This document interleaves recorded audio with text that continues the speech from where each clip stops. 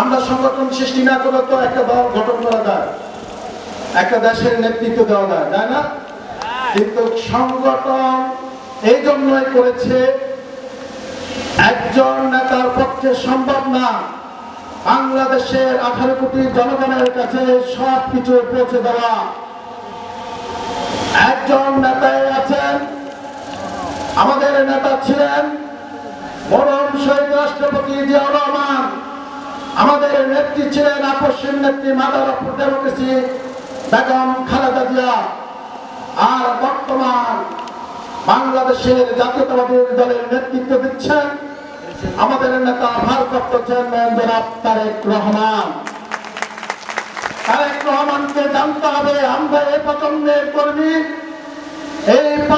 কর্মী হয়ে আমাদের নেতা তারেক রহমান আমাদেরকে কি বার্তা দিয়ে যাচ্ছে, জনগণের উদ্দেশ্যে আমাদেরকে কি করতে হবে, কি করা যাবে না, সেগুলো অবশ্যই আমাদেরকে জানতে হবে। আমি আপনাদেরকে বলবো, আপনারা জানাই আছেন দলকে ভালোবেসে এখানে এসেছেন, দলের নিবেদিত কর্মী হয়ে এই কর্মী সভায় উপস্থিত হয়েছেন।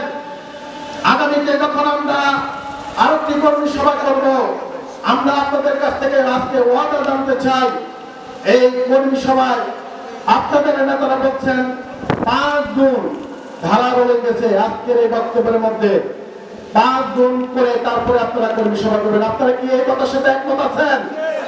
আপনারা কি সবাই রাজি আছেন? তাহলে আজকের এই কর্মী সভা থেকে আমি বলবো সবাইকে দায়িত্ব নিতে হবে। যারা এসেছেন দলকে ভালোবেসে এসেছেন, দলের জন্য কাজ করতে হবে। আজকে কাজ করার সময় এসেছে, এখন আর কোনো পেশিবাদ নাই।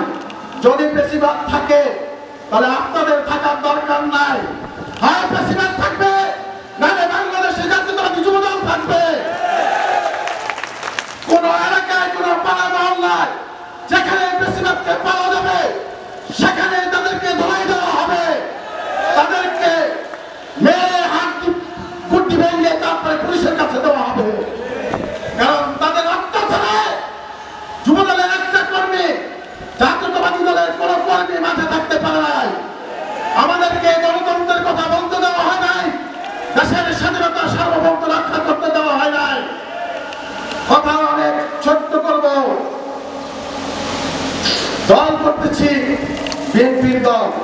এই দল গঠন করেছে শহীদ রাষ্ট্রপতি জিয়াউর রহমান, একটা উদ্দেশ্য নিয়ে করেছেন। কোন অসাম্প্রদায়িকতা, কোন ধরনের বিশৃঙ্খলা এবং কোন ধরনের দলীয় শৃঙ্খলা ভঙ্গ করে কেউ দল করতে পারবে না। এমনি এমনি শহীদ রাষ্ট্রপতি জিয়াউর রহমান ডাক্তার থেকে তেতুলিয়া, রূপসর থেকে পাতুলিয়া জনপ্রিয়তা অর্জন করে নাই। তার বিচক্ষণতা, তার ন্যায়পরায়ণতা, রাষ্ট্র পরিচালনার দায়িত্বে ছিলেন বিধায় তিনি মানুষের মন জয় করে নিয়েছেন। আর এমনি এমনি বেগম খালেদা জিয়া আপসহীন নেত্রী হয় নাই, এমনি এমনি মাদার অফ ডেমোক্রেসি হয় নাই।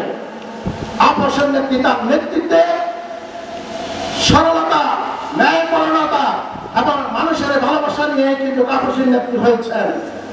তার মধ্যে গণতন্ত্রের ক্ষেত্রে এবং বাংলাদেশের স্বাধীনতা সার্বভৌমত্বের ক্ষেত্রে কোন আপদ ছিল না দিতে আমাদের নেত্রী আপসহীন হিসেবে ঘোষিত হয়েছেন। আর আজকে সময়োপযোগী আমাদেরকে যিনি নেতৃত্ব দিচ্ছেন আমাদের নেতা তারেক রহমান, আমাদেরকে সবসময় স্পষ্ট ভাষায় বলতেছেন আগামীতে বাংলাদেশের মানুষের ভোট অধিকারের জন্য আমাদের সংগ্রামটা ছিল গত 17.5 বছর। মানুষের ভোট, মানুষের অধিকার, মানুষের সামাজিক প্রতিষ্ঠান, বাংলাদেশের স্বাধীনতা সার্বভৌমত্ব রক্ষার জন্য। সেই স্বাধীনতা সার্বভৌমত্ব রক্ষা এবং গণতন্ত্রের জন্য, মানুষের ভোট অধিকার জন্য আমাদের নেতা তারেক রহমান আমাদেরকে রাজপথে রেখেছে। প্রেসিডেন্টের বিরুদ্ধে আমরা লড়েছি, প্রেসিডেন্টের বিরুদ্ধে আমরা সংগ্রাম করেছি শুধু আমাদের সুষ্ঠু ভোটের মাধ্যমে বাংলাদেশের গণতন্ত্র প্রতিষ্ঠিত করার জন্য। আপনারা কি সুষ্ঠু ভোটের মাধ্যমে গণতন্ত্র প্রতিষ্ঠিত করতে চান না?